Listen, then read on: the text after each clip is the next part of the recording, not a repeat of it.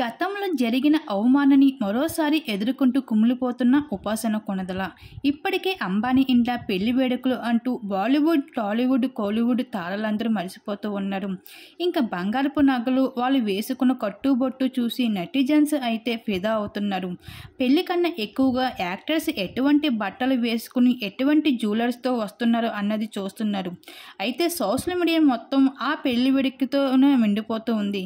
అయితే బాలీవుడ్ తారలందరూ జతగా కపుల్స్గా ఎంటర్ అవుతూ అందరికీ కళ్ళు చెదిరిస్తున్నారు. అయితే ఇప్పుడు టాలీవుడ్లో రామ్ చరణ్కి కూడా ఆహ్వానం దొరకగా ఉపాసన కొణిదెలతో కలిసి హాజరైపోయారు.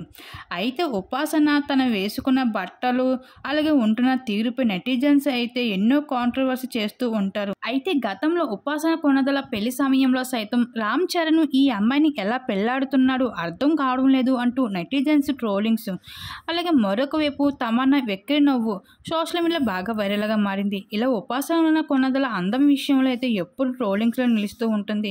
అయితే అంబానీ పెళ్లి వేడుకలో సైతం ఉపాసన కొణిదెల అయితే చైన్ లాకెట్తో, సింపుల్ అవుట్ఫిట్స్తో అయితే అదరగొట్టేసింది. కాకపోతే ఆ లుక్స్ అన్నీ అంబానీ పెళ్లి వేడుకలో ఏమాత్రం సరిపోలేదు అన్నట్లుగా కాజల్ అగర్వాల్తో పాటు తమన్నా సైతం ఎక్కిరి నవ్వు నవ్వడమే కాకుండా ఉపాసన కొణిదెలని ఎవరో తెలియని అమ్మాయిగా ఇగ్నోర్ చేయడం అనేది చరణ్ ఫ్యాన్స్కి అయితే చాలా డిసప్పాయింటింగ్ కలిగిస్తూ ఉంది. ఏదేమైనా సరే ఉపాసన కొణిదెలకి ఇలా అవమానం జరగడం అనేది చాలా బాధాకర విషయం అని చెప్పుకోవచ్చు.